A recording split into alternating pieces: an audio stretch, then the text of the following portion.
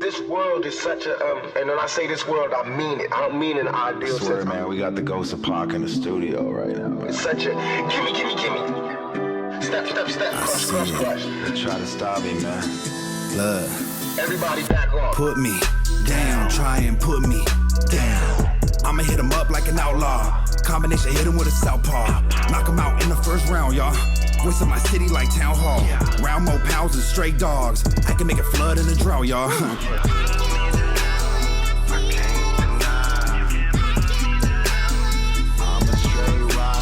Never gon' settle.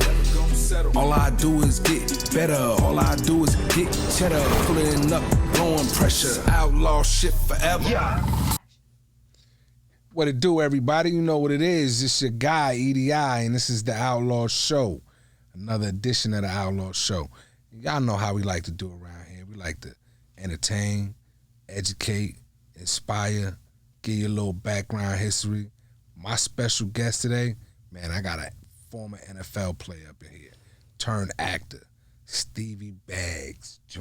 is in the motherfucking house tonight. My brother, EDI. On the Outlaw Show. You know what I mean? So we're going to talk core sports, talk life, talk what it is to be a black king, and a whole lot more.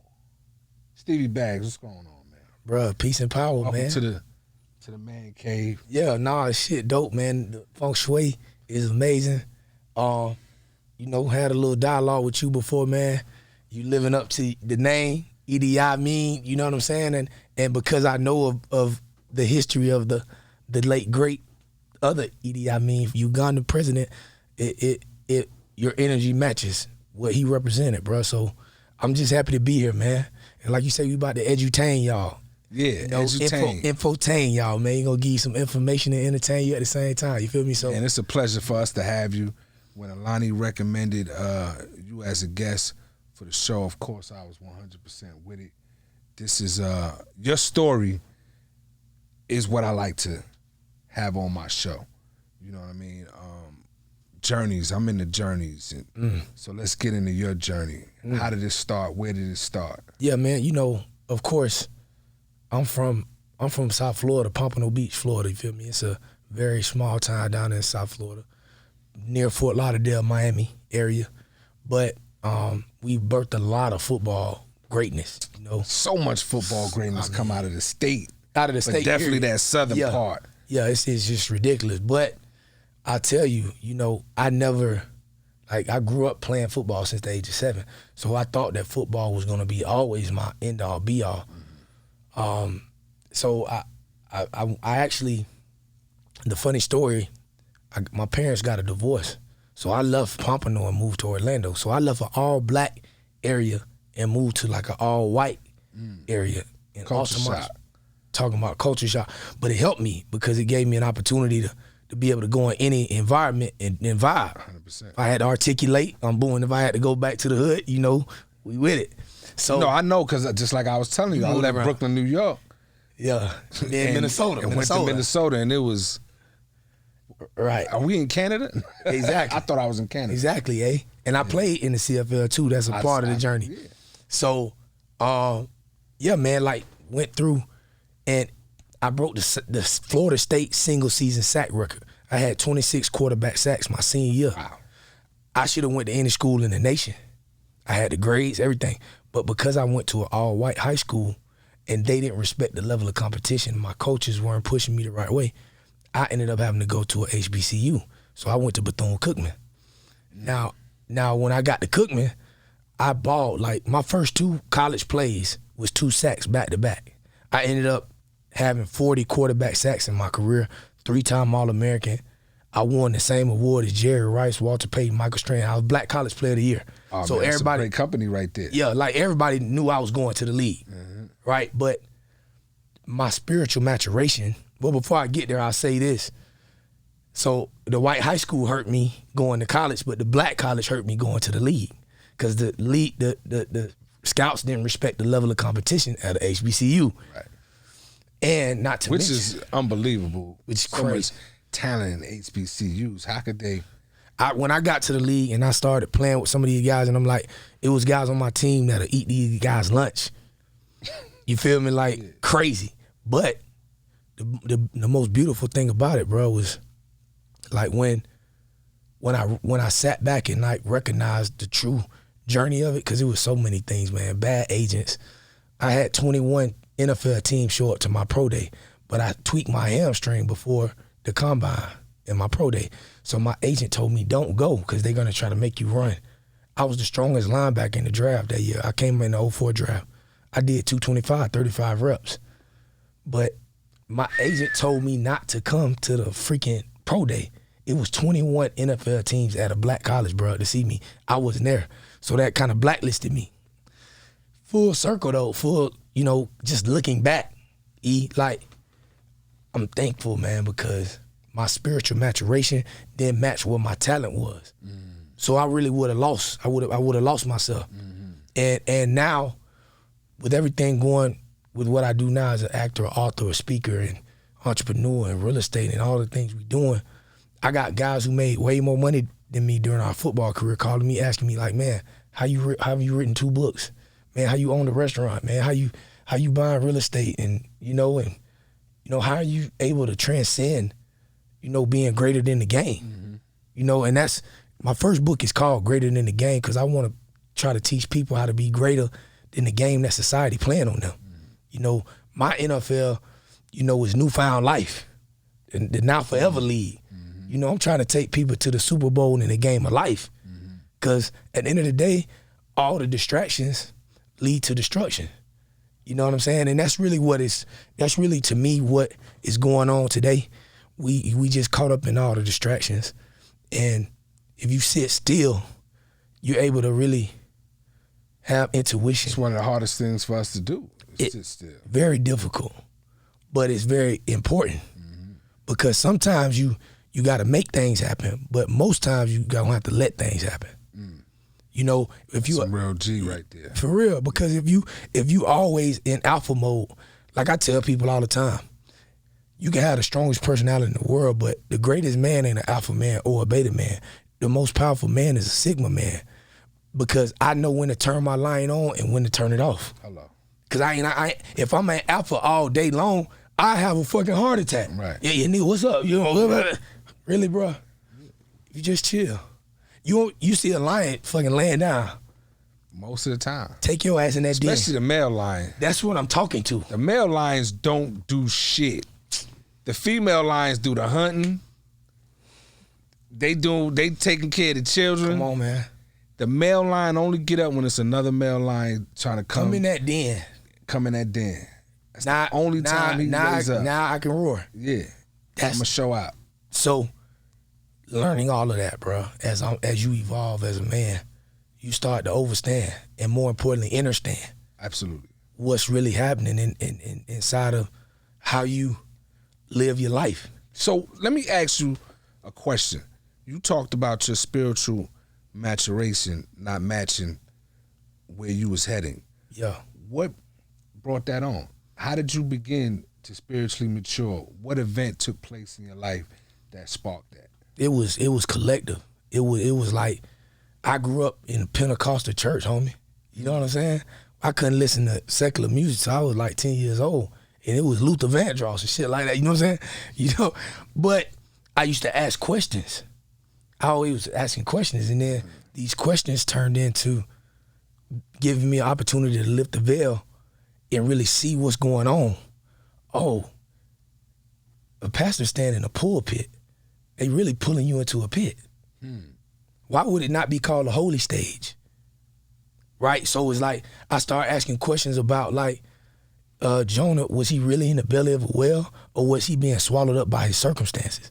Was Shadrach, Meshach, and Abednego really in a fiery furnace, or did they have to burn some shit off in their life to transcend to another level?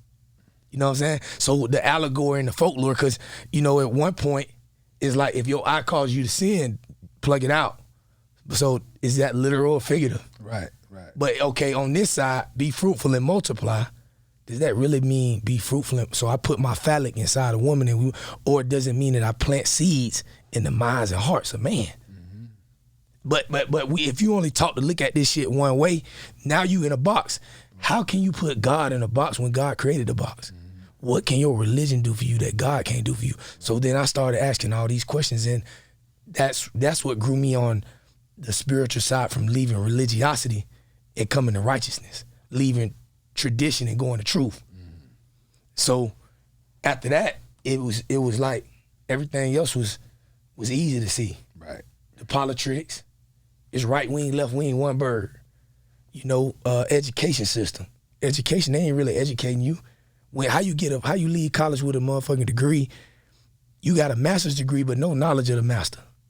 You got a PhD but no GOD. You got a degree but you don't even know your credit fucked up. Mm-hmm. Like, You in debt. what are we creating? Mm-hmm. More sheep. So when I go More back, workers. I go back to nature every time, because nature undefeated. And if you ask me what animal want to trade place with a sheep, you're not gonna find many suitors.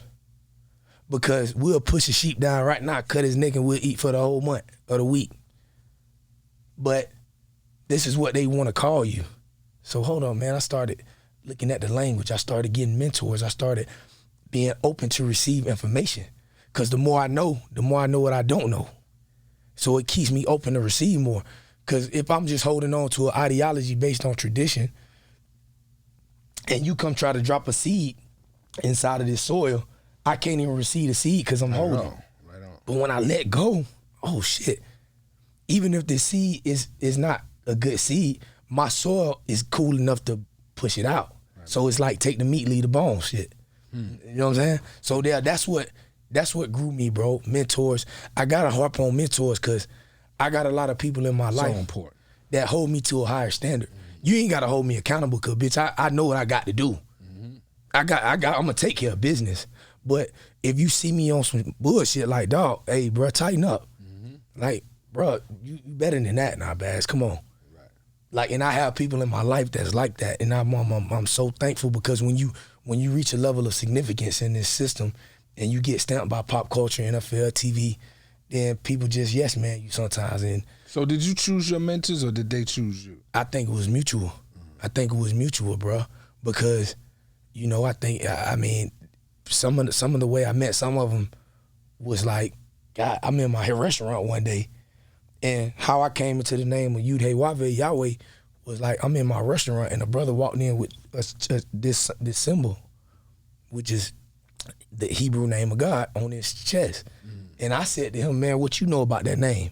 And really, I felt it in my celestial DNA, but I didn't really fully know about the name.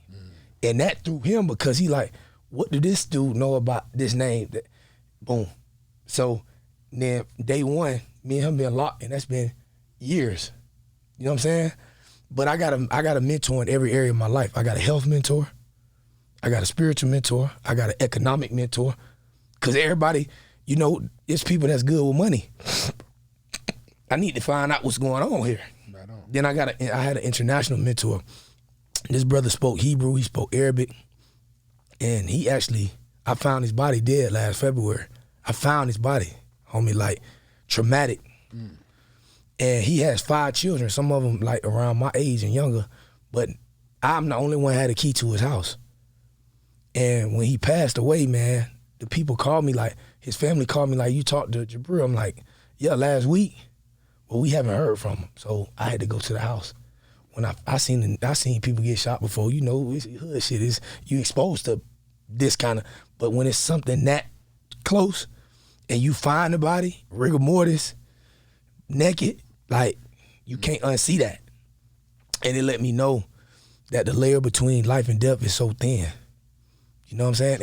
And yeah, so anyway, saying all that to say about the mentors, the reason why I'm honing on that being so important is because I think we gotta really know what it is to have a brother that has traveled somewhere that I have not traveled, and I have to be meek enough to receive it, and you gotta be meek enough to give it. 100%. That's all.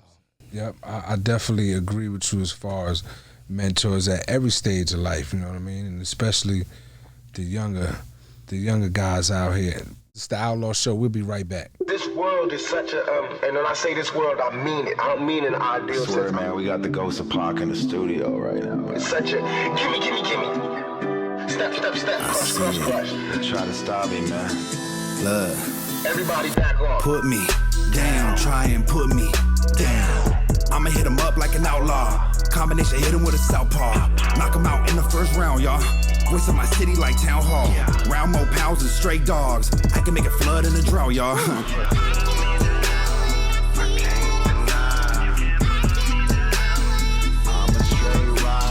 Never gon' settle.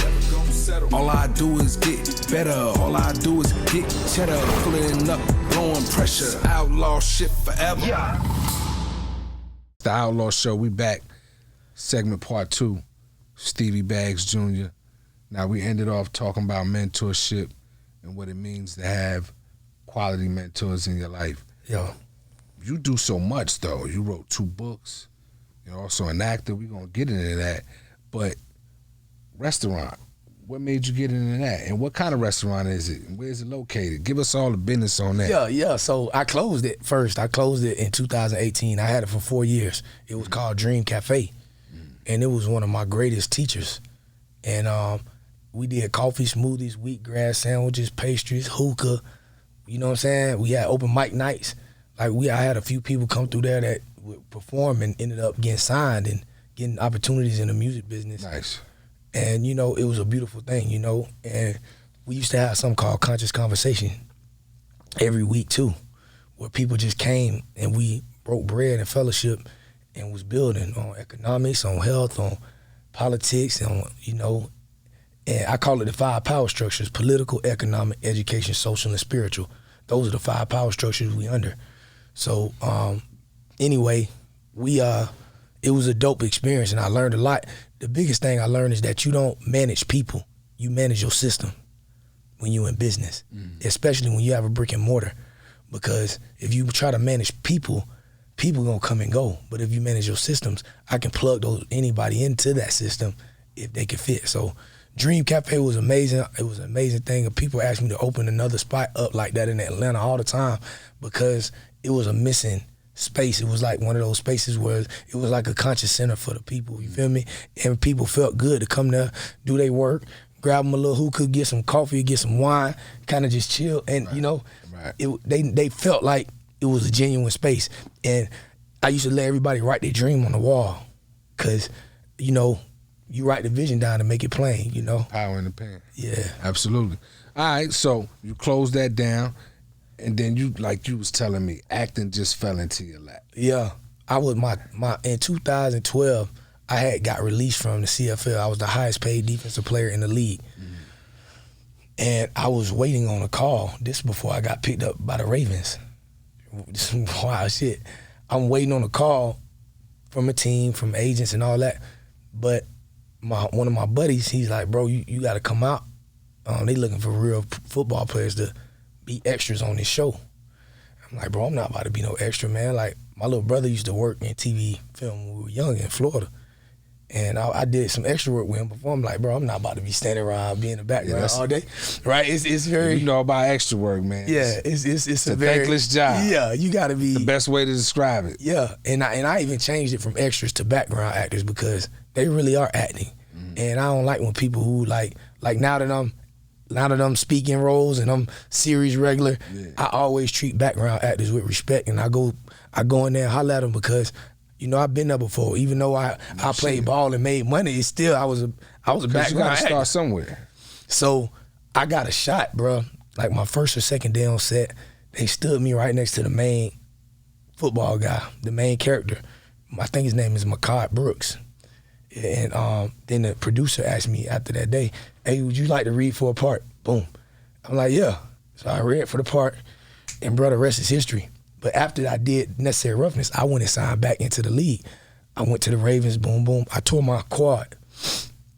Then I went back to Canada because I got an injury settlement from the Ravens, but then my thing.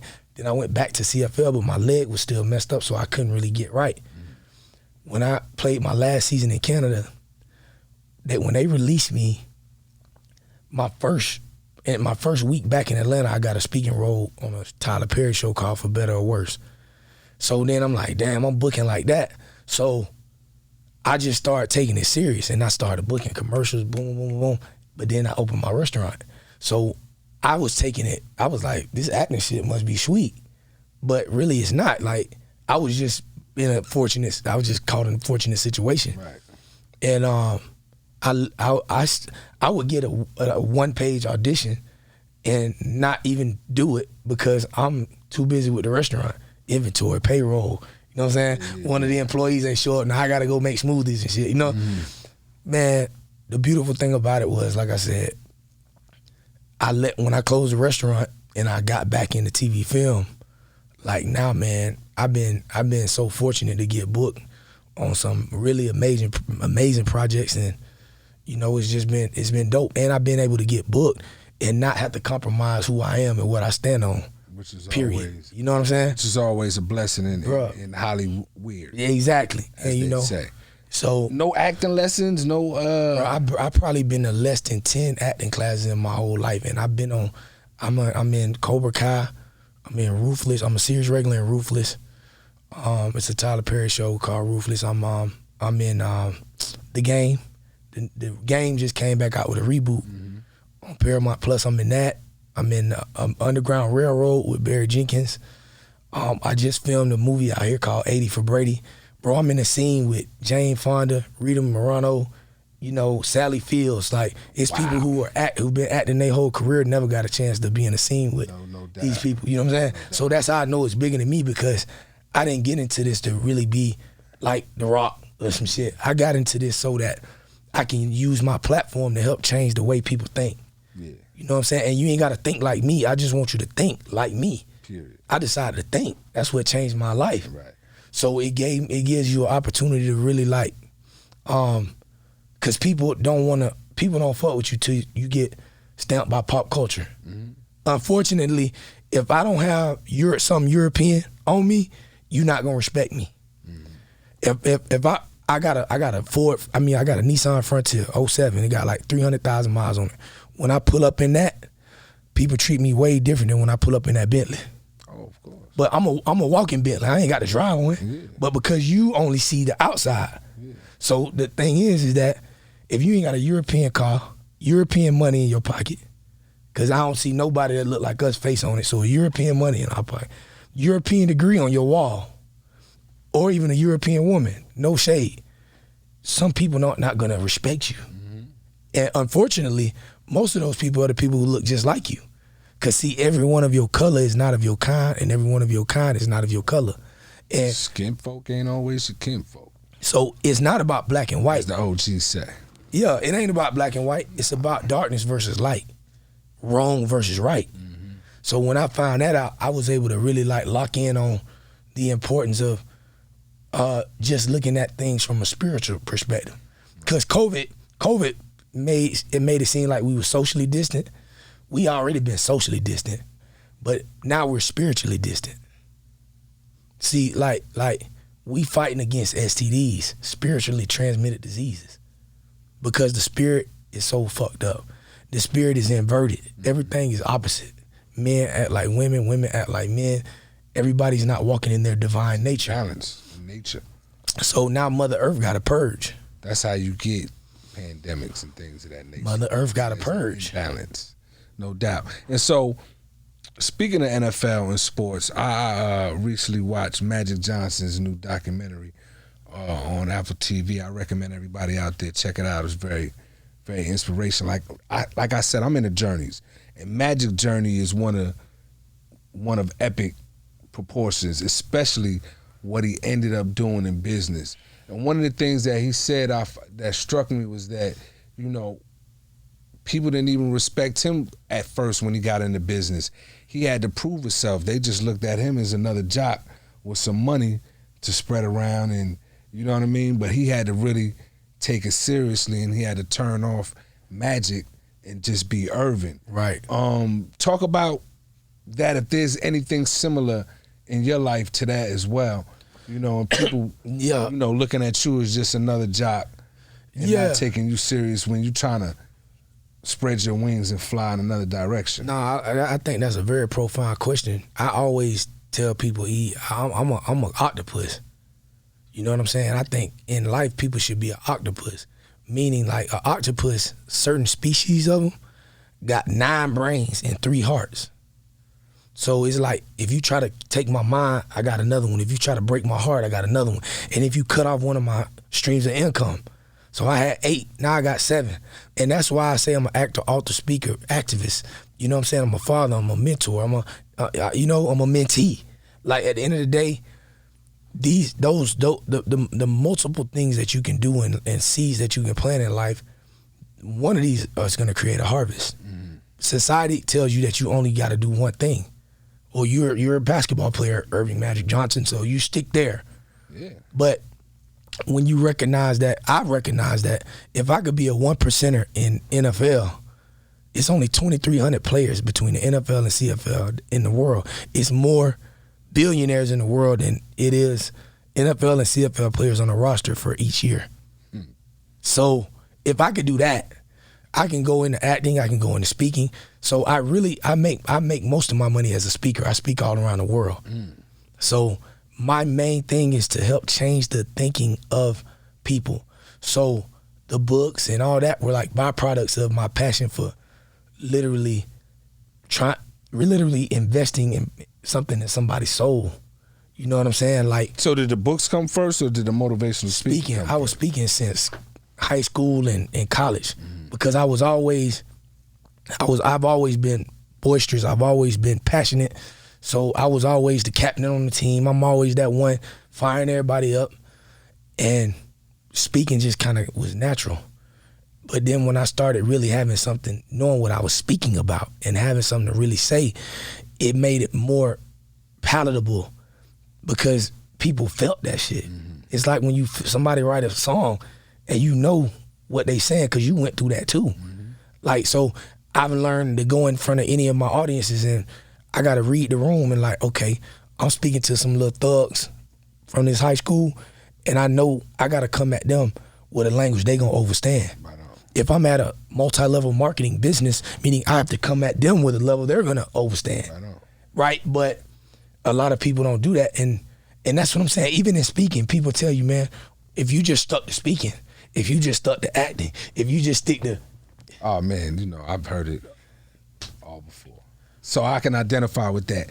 And you did a great job at, I call it diversifying your portfolio as far as what you do, which is awesome. You also an author, 2 books. Talk about that process and what it took to get those books out. And did you have a co-author? This is all you? Yeah, I love that. The first book was called Greater Than the Game, teaching people how to be greater than the game that society playing on them. It was 7 principles in there, plus 1. Faith, family, fitness, finance, focus, forgiveness, and football. And then the 8th one was future.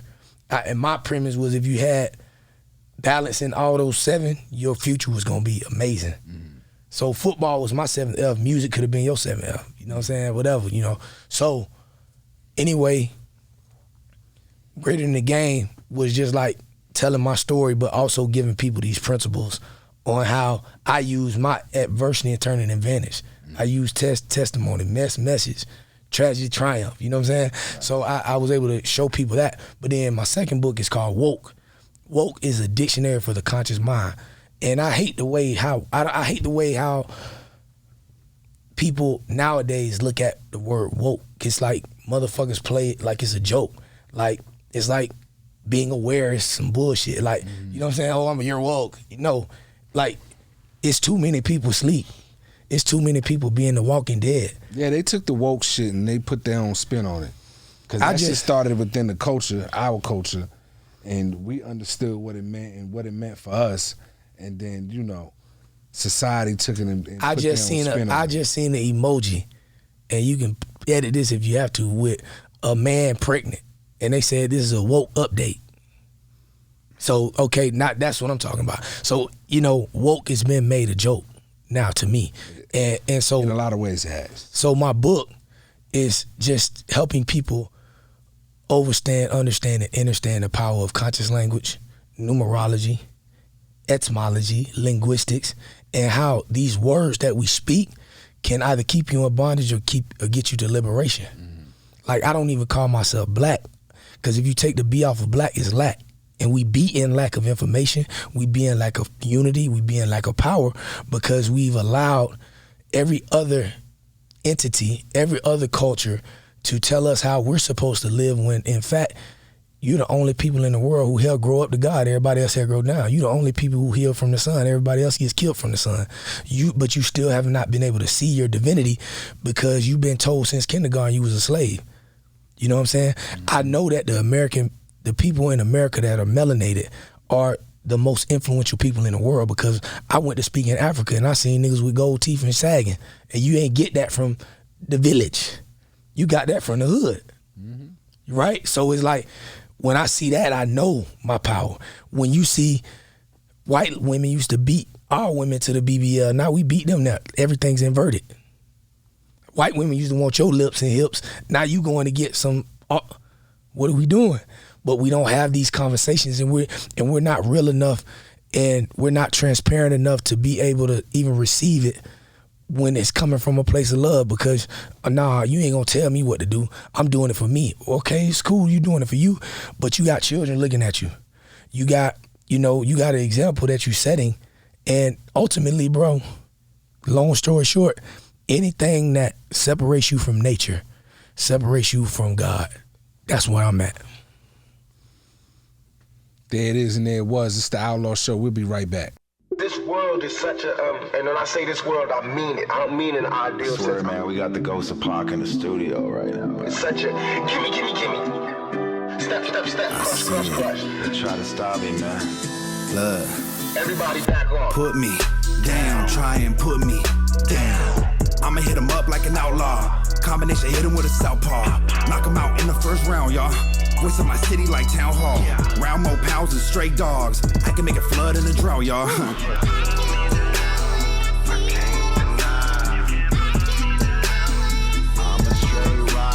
Never gon' settle. All I do is get better. All I do is get cheddar. Pulling up, blowing pressure. Outlaw shit forever.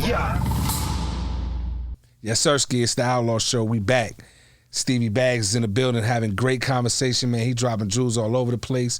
I hope y'all doing your due diligence and picking them up. But now we got to get into one of my favorite parts of the show, and that's trading war stories. We're going to get Stevie Baggs to drop us one of them college stories. I don't know. I'm going to just sit back and let him go. I'm trying to figure out. Trading war stories. I'm trying to figure out if I want to go with to the female side, if I want to go street, or if I want to go like kind of like a heart. Well, we got some females in here. Let's take a female vote. Where y'all want him to go? Heartstring, street shit, or females. I mean, I always love heart, All right, so I vote for heart. Alani.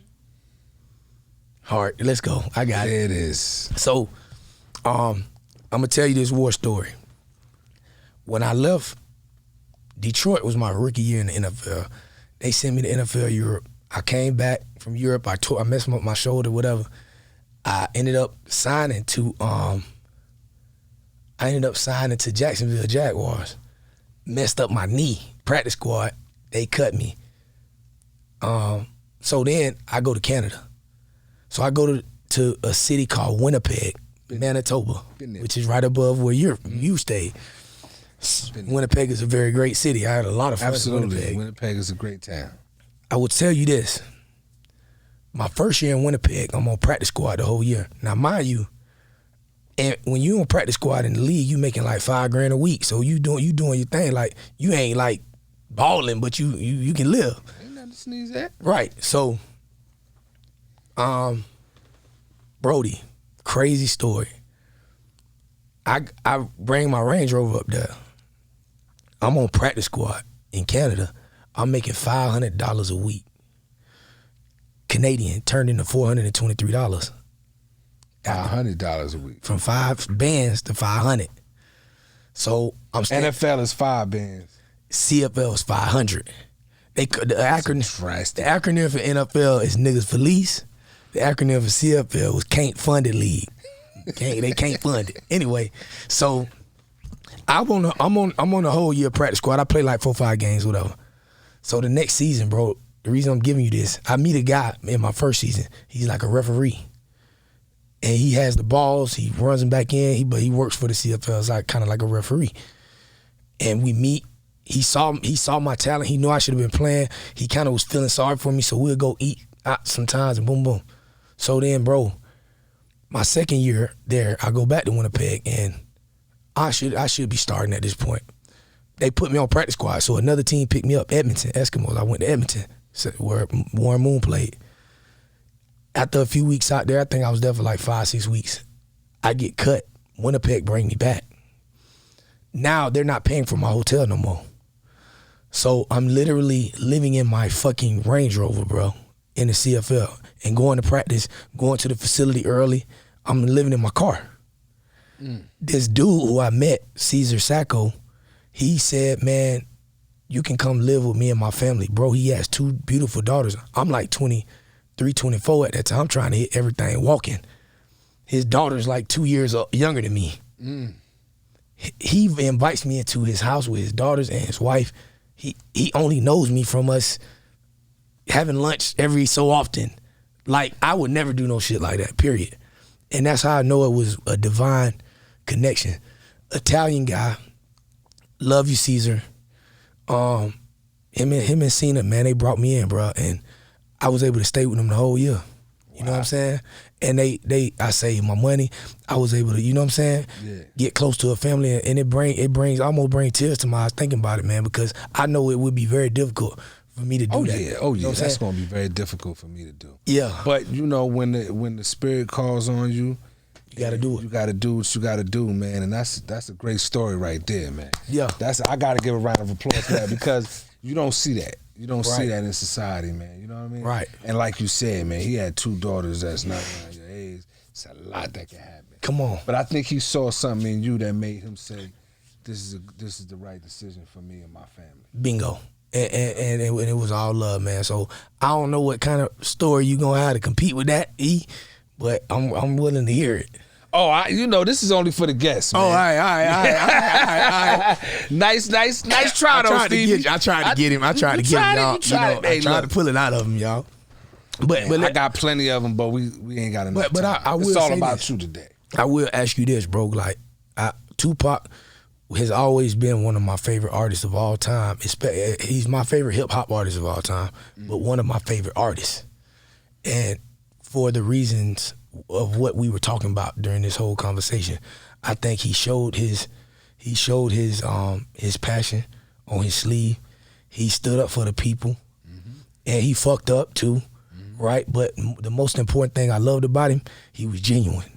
And if you genuine with me, you got me. No doubt. And because that's how I am. So, like, I see that like energy is attracted to one another. So with you being a genuine brother, him being a genuine brother, like, what was the number one thing I think that you took, that you could tell me that you took from your relationship with bruh, and that you kind of like use to this day? Man, he just was a passionate motherfucker, man. Like, dude, if he believed in you, if he believed in the cause, if he absolutely believed in himself, right, it was nobody that could change his mind about it. You know what I mean? Right, wrong, and indifferent. And, you know, I always admire that. I always aspire to make sure I keep that energy. Yeah. As far as who I deal with and how I deal with people and how I deal with myself. Just passion, man, and being, you know, passionate to a fault. Yeah, exactly. You know what I mean? A lot of people like to call him crazy, and, you know, he might have been. Because he just believed in what he believed in. But it's just like the Kanye shit. Like, everybody call him crazy, but now everybody dick riding him because he a billionaire now. And that's what I'm saying. It's kind of like when people leave here, like Pac and, you know what I'm saying, even with Nip and a lot of people who, you know, we're trying to leave marks and shake up the world and wake you up, or whatever you want to call it, enlighten you.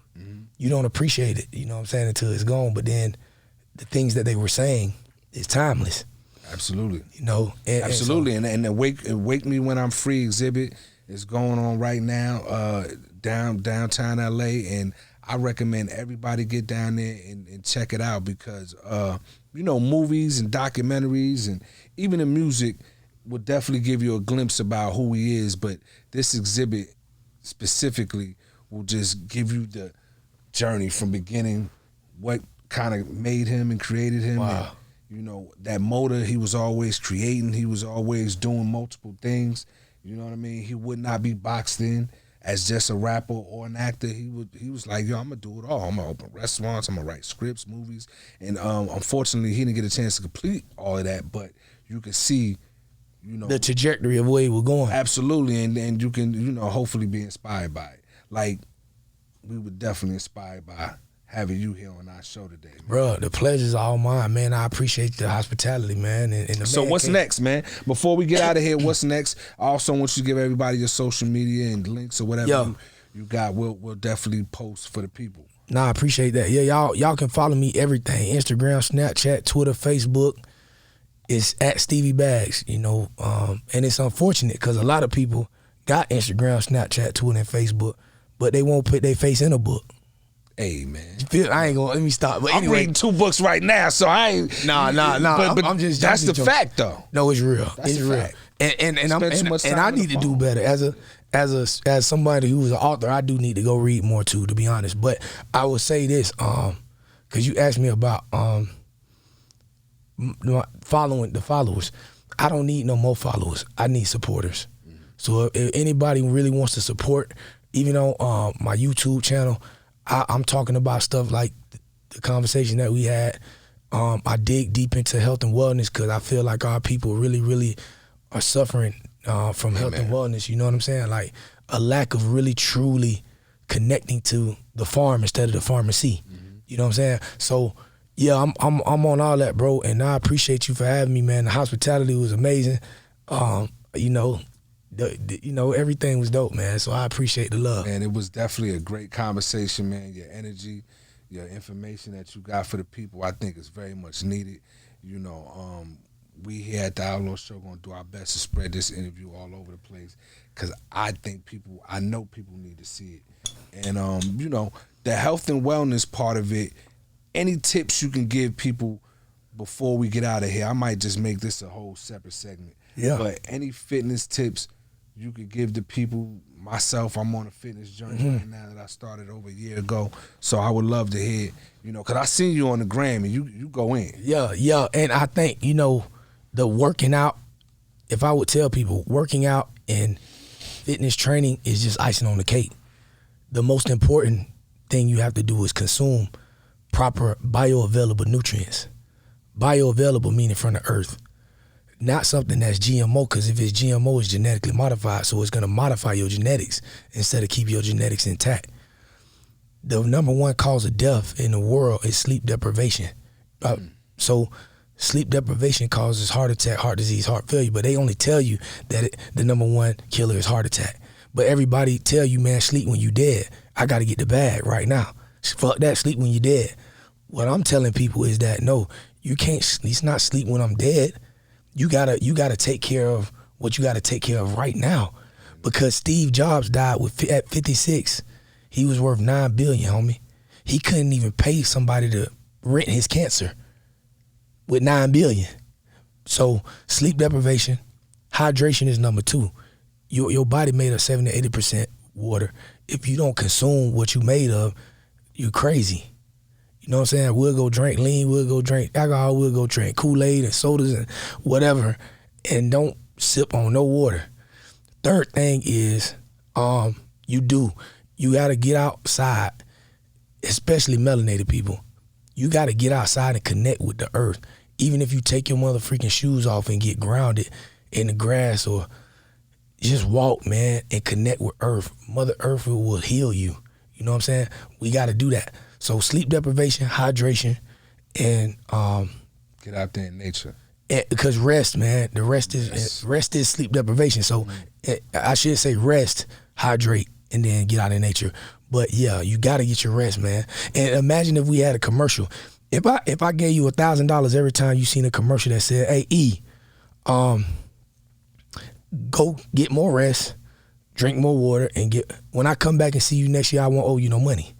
Not at all. But if I give you $1,000 for every time you see Church's Chicken, Popeye Chicken, Hennessy, boom, boom, boom, boom, boom, I'd be broke. So if I control the image, I control the imagination. If I control the imagination, I control the actions. I control the ideas of the people. So I funnel you into doing what I want you to do because you keep seeing this every day. So now, if you're gonna mandate something, mandate that. Don't mandate this. Mandate healthy eating and better water and better, So that's what I tell the people on the health side, because a lot of people just dying because of misinformation and misunderstanding. Because misunderstanding is not a word, it's an event. Understanding came looking for all of us, but some of us missed it. It's a motherfucking event. So that's what I say. My man wordplay is like an MC. You sure? Man, I don't know, You got some man. music coming, man, we don't know about? Oh yeah, that's what you asked me. I'm working on a brand new show. It's gonna be on Bounce Network. You ever heard of B. Simone, the comedian? Absolutely. She and I the lead in this, man. It's gonna be dope as fuck. It's called Finding Happy.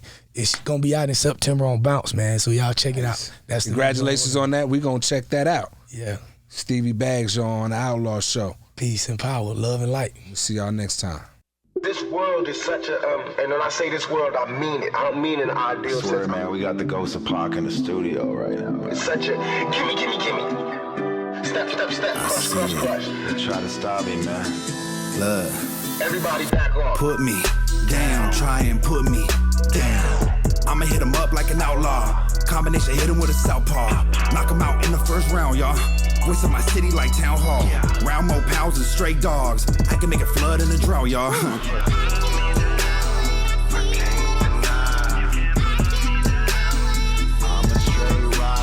Never gon' settle. All I do is get better. All I do is get cheddar. Pulling up, blowing pressure. Outlaw shit forever.